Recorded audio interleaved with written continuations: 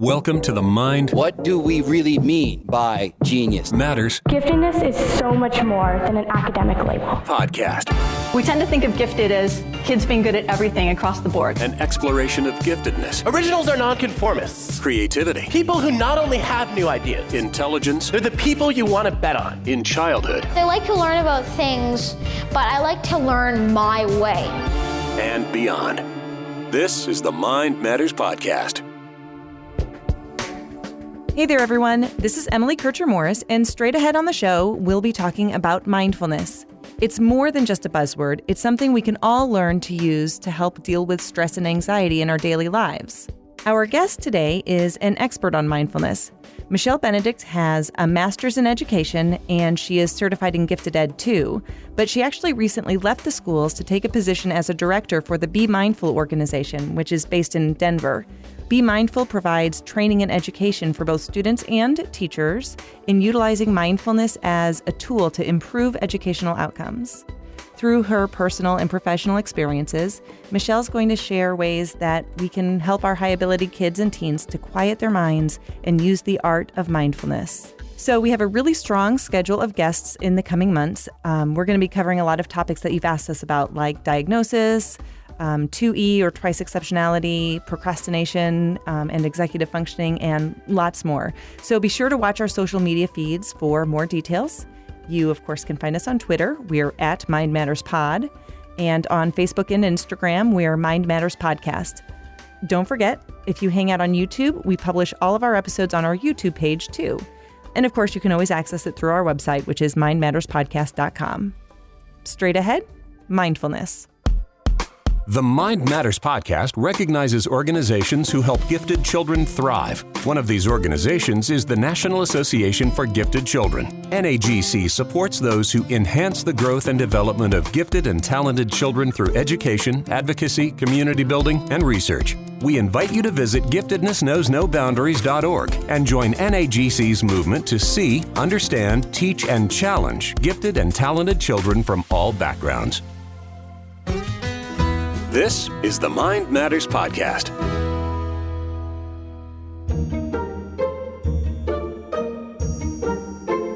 My name's Michelle Benedict, and I am the program director for Be Mindful, and I'm also the owner of a small business called Mindful Transformations, which means that I teach people self-regulation and mindfulness. So let's start by clarifying the definition of mindfulness, because it is sometimes kind of regarded with some confusion or skepticism. Mindfulness is the intentional, present-minded noticing of the moment. So your present-minded awareness of the moment and being in the moment, whatever you're doing. A lot of people define it as that one idea of someone sitting on a pillow on a mountaintop and they're meditating. Of course, that is one form of mindfulness, but doing the dishes when you're single tasking can also be a very mindful activity. So it's about being present with whatever you're doing. That's really hard for us in the world of multitasking because we're always used to feeling like we're more productive when we are doing multiple things. But actually, the research shows that the more tasks that we add on, the more loss we have of the quality of what we're doing in our brains. So as you add more things to what your brain is doing, you're actually less productive at all those things. The mountaintop meditation stereotype aside, practicing mindfulness can be much simpler and easier to do. It can be just as simple as taking a few breaths when you're having a screaming toddler screaming on the floor and you need a few minutes to gather yourself. It could be, instead of yelling out the window at that person in traffic, gathering yourself and having empathy for that person instead, thinking, wow, that person must be having a really bad day for cutting me off, instead of the way that we might want to normally react. So it's kind of a way of life versus an act. How did you get involved in the mindfulness movement? I got involved because my daughter, who is a high ability learner and also has a mood disorder, we had a hard time figuring out how to get her self-regulated when she was young because programs for self-regulation were not widely available. We tried a lot of different types of therapies, and we ran into a specific therapy that really worked for her, and that's called dialectical behavior therapy, and that includes a mindfulness component. And then I started practicing for myself, and that felt really good. There was a nice shift for myself, and I felt just a lot different. And then I decided that it would be a great thing to bring to my school. So I spoke to my principal and the counselor in school and showed them and spoke to them a little bit more about what I was going to teach. So I started on day one in 2016 with a mindfulness curriculum that I had worked with and developed myself. And I saw just a huge shift in kids by the end of first quarter. And then my district also noticed when at the end of the year, my test scores went up substantially. So I just found that I didn't have to chase behavior in the classroom. And so I had the behavior data from them from the year before, which was a really handy thing whenever you're trying to track how things were from year to year. And the year before, those students had about 49 suspensions out of that classroom. And then the next year, when they started a self-regulation program, they had 0. So we went from low achieving, high behavior kids to high achieving, low behavior kids. Often, kids will express hesitation or skepticism when discussing mindfulness. They might say that breathing exercises don't work for them, or they've tried it before with no success. Gifted kids have to be convinced to buy into the process and give it a chance. The first step in getting any buy-in from anyone is teaching them about their brain and how it works. When you understand how the brain works, then you understand that a lot of people are wired for stress because of their experiences and the things that they go through in their everyday life. And so over time, your brain, the neural pathways in your brain are actually more wired to feel stress, which then in turn makes you more stressed out. So as you practice and understand how your brain works, that you can change those neural pathways into the positive, it gives you a lot of power. And so I found that as kids, even when they're a little bit resistant, once they start trying it via an app or whatever way you can get them to buy in to try it, I found an app is a good way with our high ability learners because they love technology, and there's so many different apps, so you can find ones that really work for them. But by then practicing, they start to feel the shift. And when you start to feel the shift, you can't help but want a little more of that, want a little bit more of that good feeling. Okay, how do I get to that good feeling again?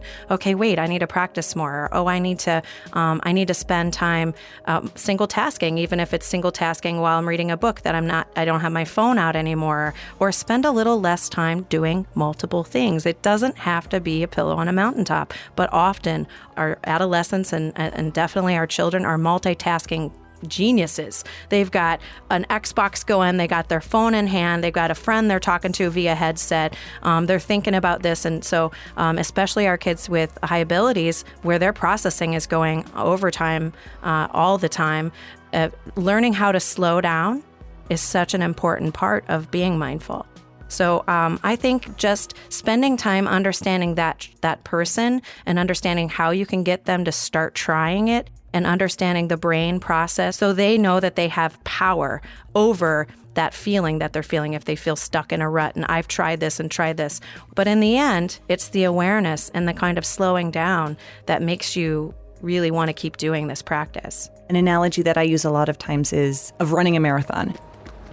If you were going to run a marathon, would you go out and run a marathon tomorrow? Well, of course not. You would come up with a training plan and you would start at times of low stress and start building that skill a little at a time until you gradually worked up to being able to use that skill in times of high stress. What types of awareness can educators or parents use to kind of help their kids understand different types of stress, as well as how that ties in with self-regulation? There's 3 different kinds of stress and that we all go through on a regular basis. Some of us have some of these more than others, but we all experience some type of these in our life. And the first one is like a positive stress. So for children, that could be, oh, I did really well in an assignment, or I made a new friend. For adults, that can look like a new job or getting married or having a baby. Those are all what we consider positive stresses, and they're good things. They have good outcomes. Then there's tolerable stress, and tolerable stress means that it's kind of a time-bound stressor that might be considerably big, but with the right support, that's something that you can make it through. So I had a student in my classroom that was a high ability learner that happened to go through a house fire. Now, the house fire by itself, it would be really stressful, but as you were able to move into new housing and recover lost items or replace items as you need, that's something that you can overcome.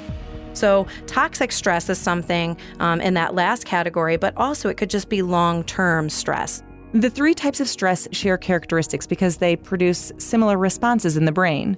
That's why it's important to recognize the type of stress and develop different methods to respond to them. When you feel a positive stress, you still have the same types of reactions in your brain that you have whenever you have negative stress, because you still have hormones that get released in your brain. The actual act of what happens in your brain is very similar, but the difference is how quickly you recover from that feeling and those hormone releases in your brain. So a positive stress, because you also have a positive feeling related to that, you also have different kinds of hormones that are circulating in your body versus a tolerable or a toxic or long-term stress. You might have more cortisol in your system or more adrenaline in your system when you continually feel those negative escalations.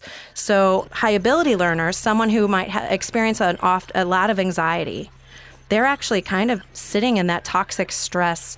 Their brain is kind of stuck on in the reactive zone. Like there's this thing called the window of tolerance. And when someone is feeling good and they're engaged and they can just do their everyday life, they're in the kind of that center, what we call the green area. And then you can be hypo-aroused, which is something where you get escalated in a way that makes you angry or makes you lash out. Or you can be hypo-aroused, which makes you kind of shut down. And we see high ability learners a lot of the times quickly escalate to one or the other. Sometimes their window of tolerance can be really small. And that's because of the processing speed, I think, of their brains, because they're always trying to solve a problem versus learning how to push themselves back in so that into the center where they actually can turn on their prefrontal cortex to solve the problem. So training your brain to learn to be aware of those feelings as they're coming on, and then learning how to interrupt them with whatever works for you. So it works differently for every single person.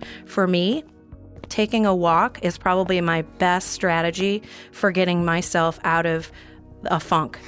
For another person, just being able to breathe slowly and deeply and some quiet might be perfect. For another person, taking a nap is the best thing. And so it's okay to have a variety of strategies, but what's most important is then learning what works best for you. So learning that awareness, practicing a variety of tools, and then figuring out, okay, my plan is this whenever this happens. And so I'm going to practice it when I'm not feeling that way, so that I'm building neural pathways, and the next time I need that solution, that it's there for me. Awareness is the first step to get your child or student or client to open their eyes to what's actually going on. Let's think about your senses. So I spend a lot of time on different kinds of sensory activities so that they start to develop an awareness of just one modality. What does it feel like when you're just listening and you're not doing anything else?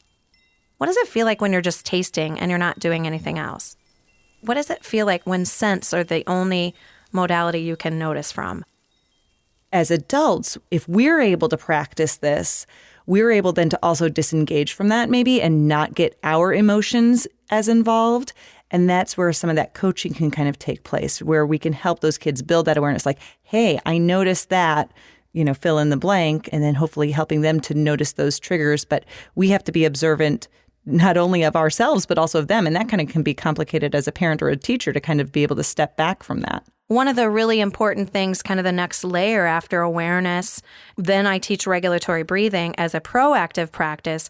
Then I talk to a lot of people about mirror neurons and understanding how neural pathways are formed, so that you understand that whenever someone comes into your space, whether it be just you listening to them on the phone or whether they're physically in the space with you, that you're going to sort of take on some of the feeling and emotions that they have, whether you even notice it or not. It's really interesting as we do different kinds of exercises, having someone be really nervous and on the spot, and how did that make the other people in the room feel? I've noticed that kids really pay attention to that feeling because they're like, oh, I knew that feeling. I could tell that person was nervous right away. And when your brain and body work a certain way and you understand that, and the people around you who take care of you understand that, and they also understand that their own space, their own brain and body work a different way, the window of tolerance might be bigger or smaller, it helps us all interact and communicate in a more intentional and gentle way, because we're a lot more gentle with each other as humans when you have the awareness of, wait a minute, I have all this going on in my body, but they do too. And once you kind of get to that point with other people, then you're like, wow, that's crazy that we can all be still in the same space and work together, and we can be aware of each other's stuff, and we can be okay with it. So let's get specific about ways we can train our brain First one is learning regulatory breathing and doing that in advance of there actually being a problem. So doing it when you're feeling good so that you're building a neural pathway for whenever things aren't so good that you can still go to that as a habit. So just like learning your math facts, whenever you start practicing multiplication facts, over time you get to where you have that automaticity. What that looks like is something called 4-7-8 breathing. And what that means is that whenever you're taking a breath, you're going to breathe in for 4. You're going to hold it for 7, and then you're going to breathe out for 8.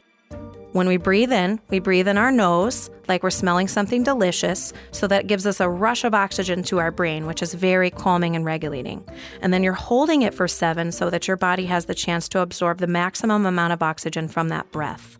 And when you breathe out your mouth, we breathe out like we're blowing out a candle. So you make kind of an O with your mouth, and you're intentionally breathing until there's nothing left in your body. So you're pushing out that breath. And the reason why we do it that way is because it lowers the heart rate substantially whenever you're doing it that way. So this 4-7-8 breathing is a very research-based method for lowering stress and building a neural pathway over time that will be a self-regulating pathway for you. So if you practice that 3 times a day for about 6 weeks, that actually shrinks your amygdala. So your amygdala is part of your body that gets enlarged whenever you feel a lot of stress over time. And it is the part of your body that regulates and says, okay, am I okay? Or it says, wait, I need to be in fight, flight, or freeze response. So if you're in a toxic stress environment, or you just experience a lot of stress often, your amygdala gets enlarged. And the problem with that, and that kind of is where that stuck on happens. So when someone's amygdala is enlarged, they're definitely more reactive because that's their go-to, that's the automatic part of their brain automatically going to that negative response. And we do that because of survival. If you spent a lot of time out in nature and you had to run from a lot of bears, or you had to be really aware of your surroundings and all of the little sounds that nature makes, then you would be more reactive because you would need to for survival. But unfortunately, our brain doesn't know the difference between running from a bear or sitting in traffic or having a hard test in front of us. Our brain reacts the same way, not understanding that there's different kinds of stressors. So making sure that we have that regulatory breathing over time, it increases the prefrontal cortex, rewires your stress so that your amygdala isn't always the person in charge. The second method is the body scan, but there is a caveat. If you've had a physical trauma, that might not be your best option. So I always like to kind of preface with that. If you've had physical trauma, body scan might not be the first thing I would tell you to do. But if you've, if your regular everyday stresses, body scans are known for their regulatory benefits, especially when it comes to sleep. So a body scan is akin to progressive relaxation in that you are noticing parts of your body, but progressive relaxation has you tense up those parts and then relax them, which is also really beneficial, but we just have you notice them, and that's just to build awareness. And the more that you notice from head to toe how you're feeling, and you kind of scan up and down your body until you fall asleep. And so I teach that a lot to kids because it is very calming. Whenever you're noticing your body, your brain can't focus on other thoughts. Finally, mindful eating. Just noticing your food, paying attention to your food when you're eating it, and slowing down and not watching TV or being on another electronic device or trying to do 2 things at once, driving while you're eating.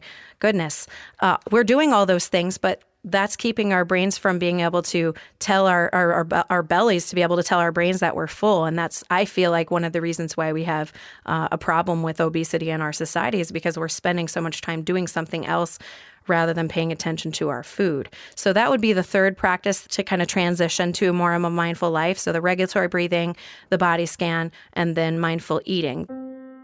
The next layer, I like to spend a lot of time with mindful communication, and that's really spending time learning how to listen to understand rather than reply. And in our society, that is not something that is normally valued, but it needs to be, because in order to solve problems, you have to be able to listen and hear what they're saying without trying to figure out whether you're formulating your response. And so in classrooms, that happens a lot with kids who get excited and call out, and learning that patience and learning those skills of really listening just to take in information without having to respond. That's a kind of next layer, more for someone who has spent a little time with an established practice. So those would be probably my top 4.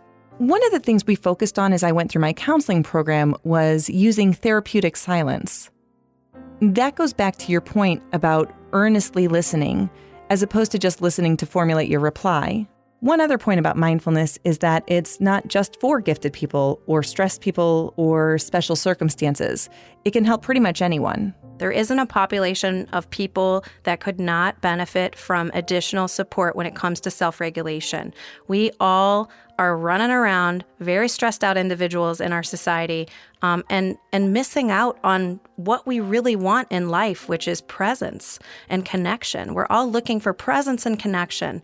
And the more that we develop that intentionally, the happier you can be in your life, regardless of what other circumstances are happening in your life. So I tell everyone that if you have a brain and you're a human, you need mindfulness, because all of our brains are wired a little bit more for stress than they've ever been before. And so there really isn't a population of people that couldn't benefit from having that as a way of life, so that we can spend more time cultivating the things that we want versus trying to run away from the things we don't. So I think that it's really important to be able to sustain our society, sustain our human race, to learn how to slow down and learn how to communicate with each other and learn how to self-regulate so that we can feel good in our skin. When we do a deeper dive into mindfulness, we begin to see how high the walls are that we've constructed to insulate ourselves from the outside. How more and more each of us is lacking an ability to see the world through an unfiltered lens without the distortion of ego or self. It's like opening up a whole new world for them when they start to notice everything around them in a way that's really intentional. Because food tastes better and activities feel better. And it's just this shift that you can't really explain until someone feels it. And once you start feeling that, you want more of it because it's the stuff of life. Just being able to enjoy the moment is what we all really want. Michelle Benedict, thanks for joining us. It's been a pleasure talking to you today. More in a minute. To reach the Mind Matters podcast, go to our website, mindmatterspodcast.com, and click on Contact. Follow us on Twitter @MindMattersPod, on Facebook @Mind Matters Podcast, or you can reach our YouTube channel through our website. And now, the Mind Matters panel of experts. Mindfulness is when you breathe and stay calm. Taking the time to train your brain to think before you act. The state of mind in which you are completely focused and not distracted. Mindfulness is beneficial for me because I get mad a lot. It's a real self-confidence booster. It reminds me that I am one of 7 billion, a fact that will never change, and a fact that is constantly reminding me that it's all okay. It being weirdness, having differences, I am me, and that's okay. Mindfulness can be achieved through meditation, such as breathing. My favorite technique would be mindful eating. It's really simple. All you do is think about what you're eating as you're eating it. Before you put food into your mouth, think about what it smells like. Are they sour, spicy, or sweet? Are they sour and sweet? Or spicy and sour? How does the scent make you feel, physically and emotionally? For example, if you're at a job interview, you have to mindfully listen to the interviewer and mindfully respond. That way you'll get the job. I thought mindfulness was when you use your mind. Now, I know that mindfulness is when you breathe and try to stay calm. Before I knew about mindfulness, I was not really all that excited to attend a class. I thought I already knew everything there was to know about being mindful. Turns out all I knew was what I wanted to know and wasn't all that interested in learning more. Now I think that mindfulness is one of the coolest things ever. Before I knew about mindfulness, I thought of it as more of a philosophical thing than an actual state of mind. Basically rewiring your brain just by breathing.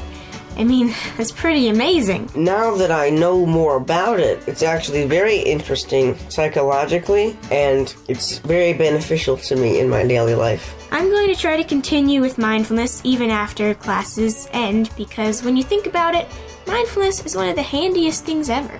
Because I get mad a lot. I am me, and that's okay. Here's what mindfulness isn't. It isn't religious. It isn't therapy. It isn't yoga or some kind of hippy-dippy fad. It is a skill set that's based in neuroscience. and it's about how our brains and bodies respond to stress. It's also a skill set we can all work on a daily basis. One of my favorite analogies about mindfulness is this. Imagine yourself on a clear, sunny day. Everything's going well, your emotions are calm. But something happens and triggers an uncomfortable emotion. It might be anxiety, maybe frustration, or possibly sadness. And all of a sudden, that clear sky goes away, and clouds roll in. The clouds can be low. They might linger for days, or they can be a thunderstorm that rolls in and out quickly. But when you focus on the present moment, what you allow yourself to do is take a plane and fly above the clouds and be back in the sun, because no matter what, the sun is always there, just beyond the clouds. And we always have the ability to get above the clouds and simply observe our emotions, even if there might be some turbulence once in a while. In our last episode on emotional intensity, our guest Christine Fonseca talked about how many gifted individuals have a rapid-fire brain. Our thoughts can race, and for those of us who are worriers, maybe all of us, our minds mull over every single possibility, remote or not. Learning to implement the skill of mindful presence is a way to turn down the volume on those worries and thoughts. We really like to talk about self-regulation these days. Let's think about it for a second. What is self-regulation if it is not mindfulness? Self-regulation is the action of taking a moment to experience a situation, step back and observe it, and shift or reframe it. When kids are dysregulated, they're not being mindful of the present moment. They're caught in the emotion and not able to use their prefrontal cortex to make logical decisions.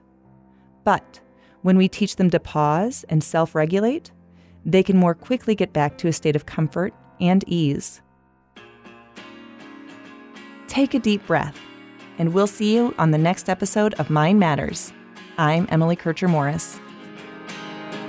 Breathe in, breathe out. I gotta make sure I say this right.